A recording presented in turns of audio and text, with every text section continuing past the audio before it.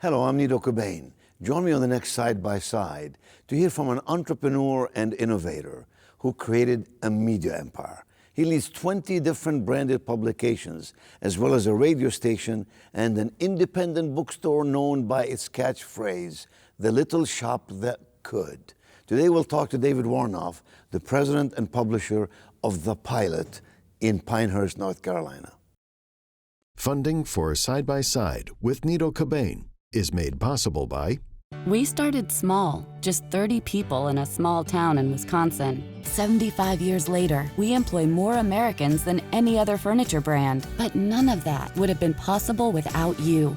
Ashley, this is home. For 60 years, the Budd Group has been a company of excellence, providing facility services to customers, opportunities for employees, and support to our communities. The Budd Group, great people, smart service. Coca-Cola Consolidated is honored to make and serve 300 brands and flavors locally. Thanks to our teammates.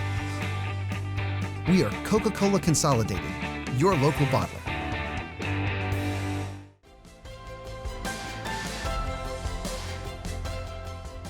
David, welcome to Side by Side. I've been wanting to ask you a very important question. You are a publisher of a newspaper and many publications beyond that. You published The Pilot in Southern Pines and Pinehurst markets. Are newspapers still being read by people, a real newspaper on paper? Of course they are. We publish 9,000 copies for a community of 50,000 people. So it's very well read. I think the future of newspapers, particularly community newspapers, they'll be with us for a long time. What drives the lifeblood of a newspaper from a business perspective? Your revenues come from what percentage from advertising, what percentage from circulation, and so on? We're, as historically, 75% of our revenues come from the sale of advertising, 25% come from the readers. And the lifeblood of any media property is relevance. That's the coin of the realm. Relevance. So if you're relevant to your community, you've got a bright future. If you're not, and what makes a newspaper relevant? I think or any media property for that matter, a newspaper, a magazine, TV station, radio station, if you cover subjects that your readers find important and can't live without, and if you're indispensable, I think you're relevant. Is that mostly local news? In our case, it is. Yeah. We only cover events that happen in Moore County. Mm-hmm. I can remember the days when, a newspaper came in early in the morning, you got up, you went outside, you picked up the newspaper, and you sort of figured out what's going on in the world and in the country and maybe in your city. Today, people get news, 24 hours a day, television, digitally on their iPhone, etc. So I suspect that more local stories about more local people makes it more interesting. Absolutely. We're 100 years old. So we have always been just devoted to our community. So we always say, well, we care what the president says and does. We just don't see fit to write it in The Pilot. Yeah. Unless he comes to Pinehurst and says it. Yes, of course. So writing about local subjects, sometimes something as noteworthy as a child celebrates his 4th birthday. We'll put a picture of a 4-year-old celebrating his birthday in the paper. Mm-hmm. And that's the kind of news that people find interesting. Yeah. You also publish so many magazines in North Carolina. For example, you publish Business North Carolina, yes, sir, which is a business publication that's statewide. That, of course, has a completely different focus. Right. So we believe that the future of print, and it will be around for a while, is also a function of being diversified in your media holdings. The old adage, if the only tool you have is a hammer, then every problem looks like a nail. Mm. Well, if the only tool you have is a newspaper, then the solution to all of your community's information and marketing needs is going to be more newspaper. And that's not always the case. Sometimes you need a story right. You need this information right away. You got to get it on your phone. Sometimes you need it in a monthly magazine. Sometimes it might be the middle of the night and your pipe burst and you need a phone book that tells you what plumbers are open 24 hours a day. We provide all of those services to our community. So what sets the Pilot apart, I believe, is our core purpose, and that's to serve our community. So how does a magazine like Business North Carolina survive when you have an abundance of national magazines, both in print and online, that's spewing out every day tons and tons of stories, business stories, about current events and about potential future trends and so on? Well, I think it comes down to the storytelling. We find the stories that aren't getting covered, and we tell them in a way that is unique and compelling and dynamic. And if we can, and then we have an audience that it craves that kind of information. And it just happens to be, for Business North Carolina, 30,000 CEOs across the state. We provide them information about their peers and what they're doing and how they're being successful and how they're not. And that provides lessons for them in how to tailor their businesses to those practices. And I suspect that you also gather data and research that therefore can help them in their business. Absolutely. And like any media property, you gather a big enough audience and then you rent their attention to advertisers and who want to sell their goods and services. And Business North Carolina has been around for, 40 years now. And we had an opportunity to buy it. And I used to work at Business North Carolina early in my career. So I was the low man on the totem pole at that organization, left to move to Southern Pines with the Pilot when that opportunity arose. And it was pretty neat to be able to come back 20 years later as the boss. Yeah. And so and be the publisher. Well, I'm not the publisher. We've got a very good one in Ben Kinney. I'm the president of the company. I see. But Ben, I try and, like you do here. What is the difference between the president and the publisher? I mean, a publisher worries about the revenues, the hiring and firing, and so on, right? That's right. And the strategic direction of the paper or the magazine. When we bought Business North Carolina, Ben was doing such a great job with it. We didn't. We bought it with the understanding that he would stay on. He would stay on. I see. And so that was more of a social issue than it is a. Right. So that's why I took the title president. Yeah, I see. My function is just to stay out of Ben's way. He does a great job. And what other magazines do you have in North Carolina? We publish Walter Magazine in Raleigh, O. Henry Magazine in Greensboro, South Park Magazine in Charlotte, and Pine Straw Magazine in Southern Pines and Pinehurst. And those are what? Those are more style magazines that are. What is the focus of these magazines? Yeah, we try not to use lifestyle magazines. We call them arts and culture magazines, and all of them are the leading magazines in their cities. So we feel like our goal is to become the best media company in North Carolina, and we've got to be in those cities. If you want to cover North Carolina, you got to cover the 3 largest cities. And those are controlled circulation, or are they subscription as well? They're a variety of different circulations. Some we print and rack and stack them around the. I see. Some we mail. Some we restaurants or whatever. Yeah. Yes, sir. And they're in all 4 markets. We're out of magazines by the 10th of the month. They're very popular publications. They're very attractive. We have New York Times bestselling authors who write for those publications. So we feel like a magazine that is distinguished by its editorial excellence will find an audience, and that has been the case in all 4 examples. David, your DNA comes from a very rich history. I mean, your family has been in the publishing business in one form or another for generations. Give us a bit of history about But David's family and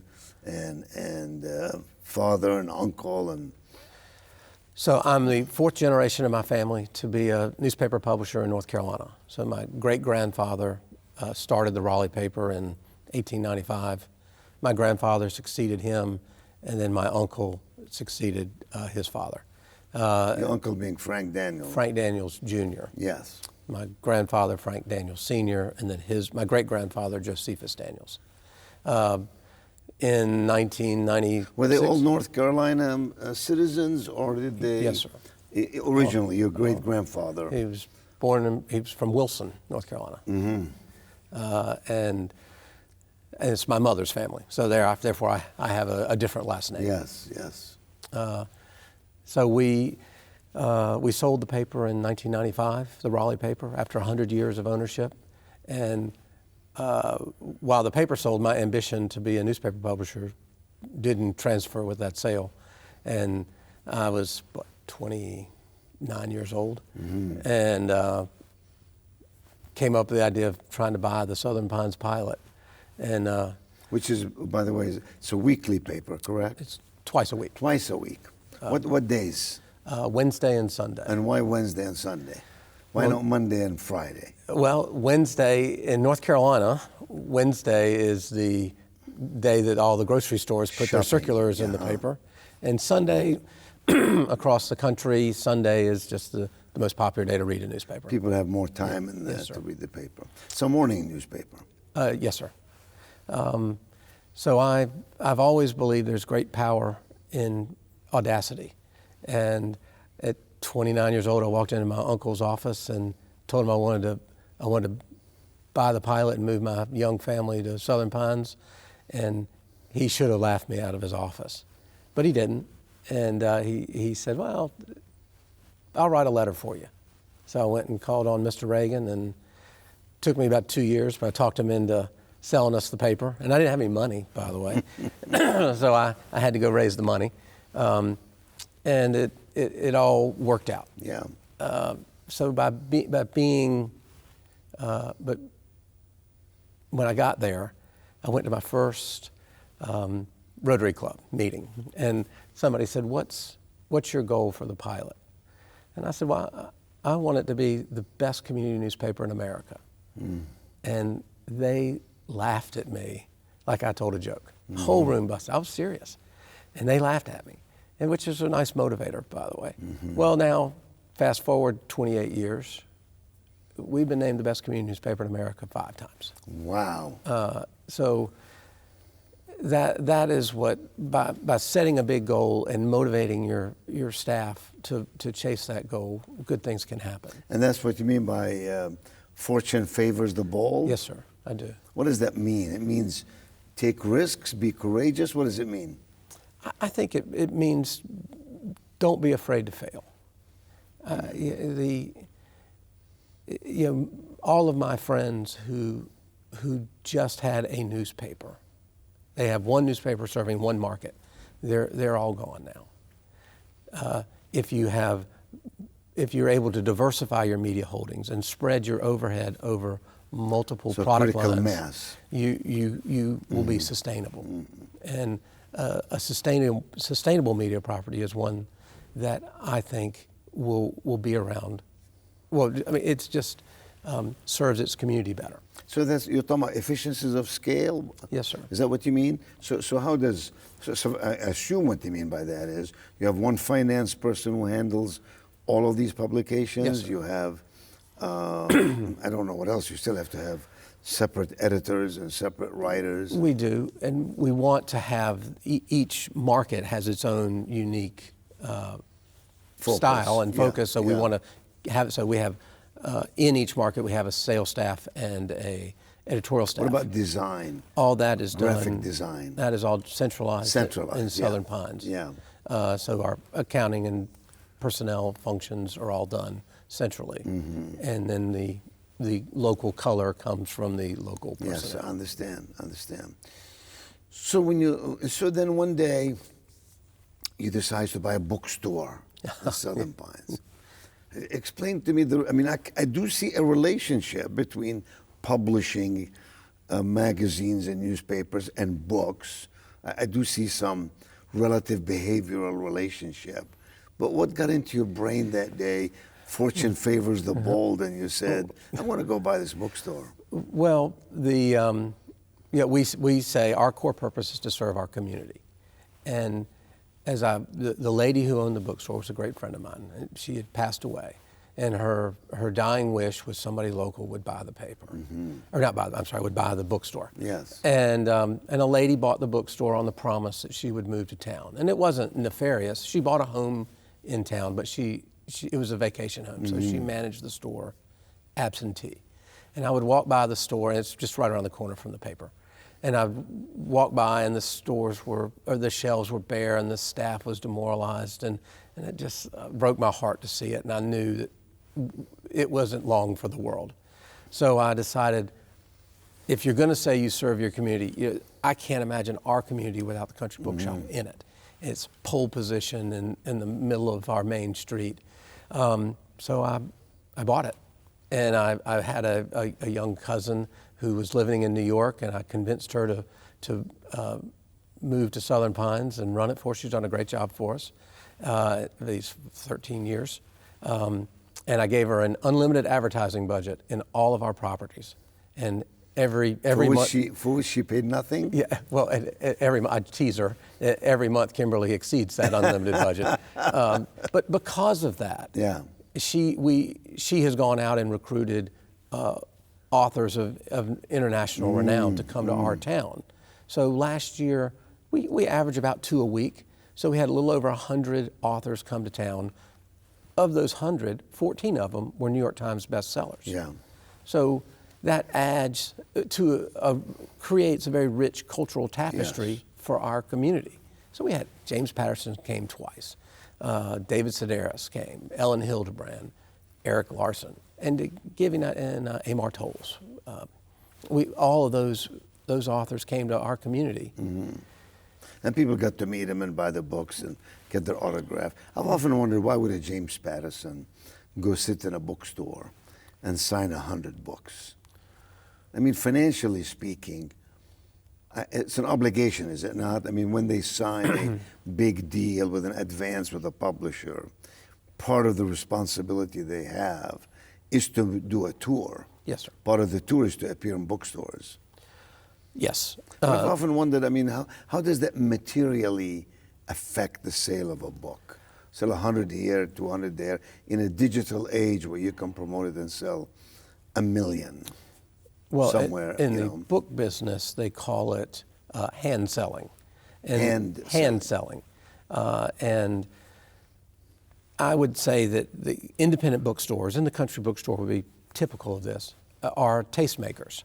And if they like a book and they sell a book, that book will be a bestseller. I see. And so it's almost like a survey. It's almost like a research to see how the public at large likes a book or doesn't like it. Well, I think it's a little more than that, Dr. Cobain. It's they're in the business of selling books. Yeah. And so we'll take James Patterson. He came to town, and we filled up the biggest auditorium we had, sold 715 books that day. Oh, I see, that many. And then I think, I don't know if it was Patterson, but it was, we had an author, sold 725 books in Southern Pines. The next day he went to New Orleans, NFL city, one of the top 15 cities in America, sold half as many. So we're getting these authors because we're delivering results. Yeah, yeah. And it goes back to what we always say. Yeah. We're very proud that we're from a small town. But we say, we'll always be small town, but we'll never be small time. And when we can deliver results like that, these authors know it. And that small town North Carolina there's business being transacted there, and they want to be a part of that. You're in a small town that's very famous, though, David. You know, what with golf and the weather and all these people who want to move there and have second homes, and right? I mean, it's not just any small town. It has a fabric and a fiber and a uniqueness of its own. So Southern Pines and Pinehurst, obviously, Pinehurst is a resort community, yes, known the world over. Yes. 43 golf courses within 10 miles of my office. We've got We've hosted 3 U.S. Opens. We've got our 4th U.S. Open coming this summer in 2024. So we're very excited about that, and it takes a village to put on an Open. So every aspect of our community is mobilized to make that a success. And a lot of our growth economically comes from hosting these international golf tournaments. And as golf was a net winner from the pandemic, we have a lot of activity because of that. Mm-hmm. Where do people stay when they come? I mean, I don't know how many people come. It's got to be thousands upon thousands. Stay in people's homes, or?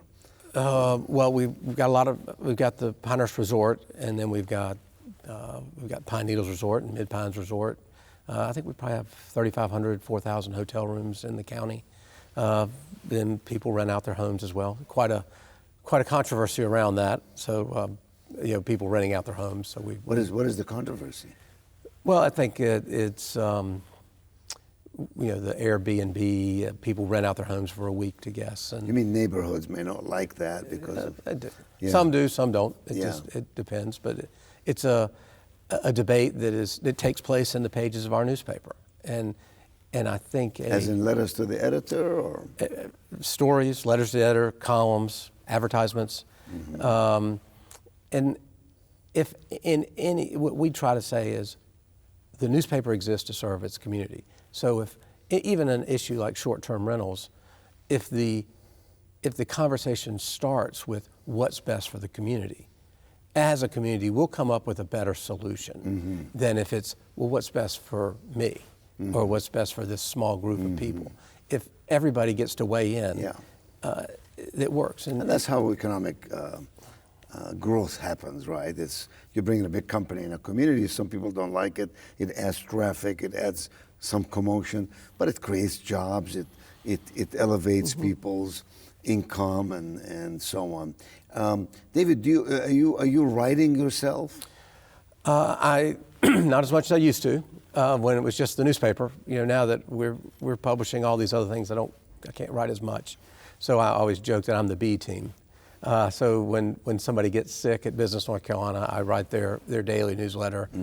We have an editorial page at the newspaper, and I work on that or twice a week. But I don't write most of them unless the editor gets sick, and then I have to fill in for him. And speaking of an editorial page, in the old days, I don't know how it is now, in the old days, when newspapers had all the staff in the world and all the circulation in the world, the editorial page was basically dictated as to what goes on it by the staff coming around a table, sitting there talking about what's going on, and then coming up with a perspective that they want to communicate. How is it done now? Is it the publisher who might have certain leanings, political, social, economic, or otherwise, say this? I mean, there are newspapers that I think have ruined their reputation because the editorialization of the paper has gone so much in one direction or another. Tell me where I'm wrong. You're not. I would say at the pilot, we don't all get around the table and talk about that. The editorial page belongs to the owners of the paper. That it does not belong to the news writers of the paper. In fact, we very much by design keep them out of it. We believe that news should be objective and as impartial as Editorial possible. is more opinion, yes. So we want the folks who go out and cover the news, and if they came to interview you, we want you to feel like your voice was heard in the news story, that you had a fair shake in the news story. If they're writing opinion, then that they wouldn't feel that way. So we keep the news pages separate from the editorial pages. On the editorial page, that is the role of the editor and the publisher who But weigh they in can on that. skew it any way they want. It's their opinion. So really what you're saying is, when I read a newspaper editorial page, I should really first say who's writing it, because they're presenting their own point of view. Well, they're saying the newspaper's point of view. Yeah, the newspaper's point of view, and I may or may not agree with it. Right. Well, I always love when somebody calls me up, and in a community newspaper, Yeah. they do, or stops me at the grocery store, and says, that editorial was the most biased editorial I've ever written. And I always kind of joke and say, well, those are the best ones, because they're an opinion piece. Yeah. They're not meant to be a cold account of what happened. And people read it, and it creates some commotion and some discussion and some dialogue, and sometimes that's the intent of it, is to get people thinking and doing. But David, you're doing so many things. It's fascinating. We can talk all day. I have a million questions about where publications are and where they're going. But I thank you for being with me today on Side by Side.